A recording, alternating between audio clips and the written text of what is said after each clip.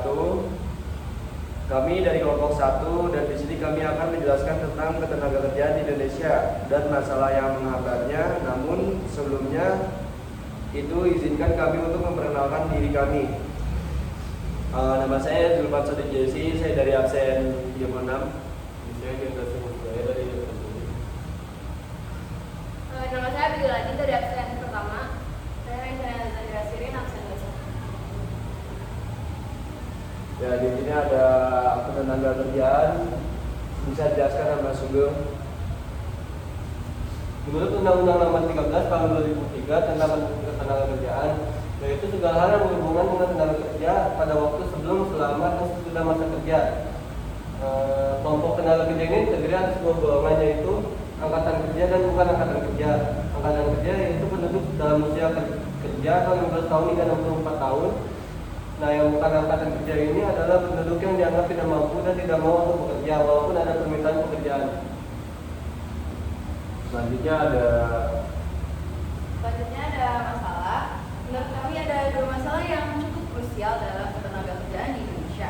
Yang pertama adalah penanaman saham perusahaan asing, dan pada poin kedua ada upah yang tidak sepadan. Yang pertama, tenaga kerja cukup baik. Cukup baik ini kita mengambilnya itu dari kinerjanya, keterampilan dan produktivitas dari angkatan kerja tersebut. Dan karena Indonesia itu merupakan negara keempat di dunia yang dengan jumlah tenaga kerja yang banyak dan sumber daya yang melimpah. Jadi hal ini menjadikan Indonesia sebagai salah satu negara yang sangat menjanjikan untuk berinvestasi. Menurut kami, masuknya investasi asing di Indonesia diakui memberikan kontribusi bagi gerak perekonomian nasional. Namun investasi tersebut bagaikan pedang bermata dua. Di sisi lain membawa keuntungan dan kerugiannya juga. Dengan adanya investasi lain bisa menjadi ancaman bagi pengusaha domestik lantaran dalam proyek investasi tidak sedikit pembangunan dilakukan dengan membawa produk asal negara investor. Akibatnya produk dalam negeri tidak dipakai dan pengusaha dalam negeri tidak memiliki pasarnya di negara mereka sendiri. Dan selanjutnya juga dapat berdampak buruk bagi lingkungan karena eksploitasi sumber daya yang berlebihan oleh perusahaan asing. Selanjutnya akan dibacakan oleh Abigail Nadine sebagai penghambat dari masalah penghambat dari poin pertama ada kurangnya pengelolaan. Maksudnya kurangnya pengelolaan ini seperti kurangnya sistem perusahaan yang ada di Indonesia. Contohnya kita mengambil dari PT Freeport milik Papua yang sekarang dikelola oleh Amerika gitu. Jadi Indonesia punya potensi untuk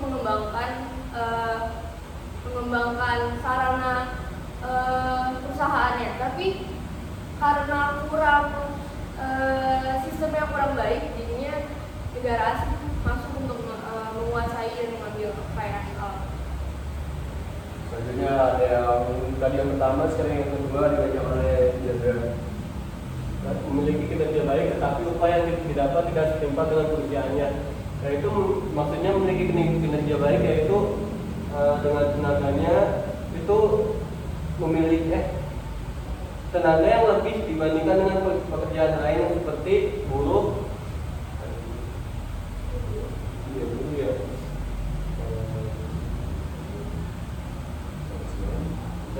dan pelayan restoran.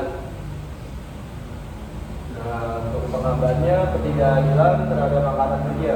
Maksudnya ketidakadilan terhadap angkatan kerja, kayak jam kerja yang sangat lama tapi gaji tidak sesuai.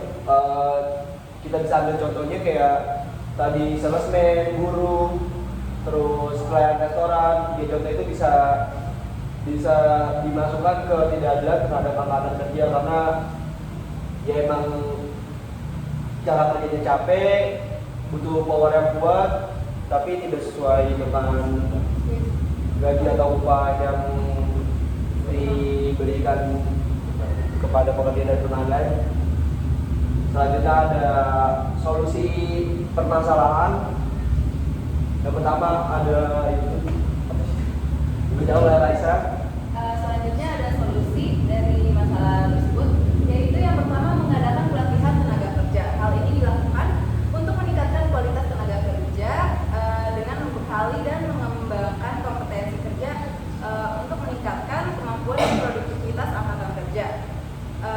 dan juga hal ini dapat meminimalisir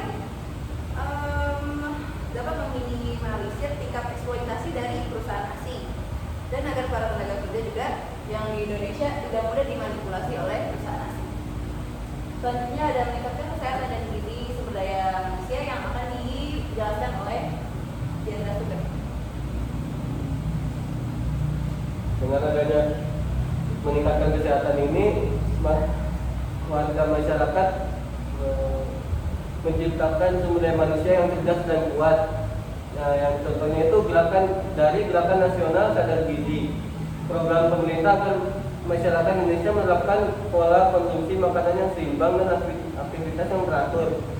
Akan tetapi program gerakan nasional sadar gizi perlu dilakukan secara maksimal agar terrealisasikan dengan baik. Selanjutnya ada penyediaan pendidikan formal. Yang maksud menyediakan pendidikan formal yaitu untuk meningkatkan kualitas kemampuan dan pemikiran setiap individu. Maka pemerintah menyelenggarakan program wajib belajar selama 9 tahun. Namun menurut kami program wajib belajar perlu ditingkatkan hingga 12 tahun karena syarat untuk memasuki dunia kerja saat ini diperlukan minimal pendidikan akhir sekolah menengah akhir.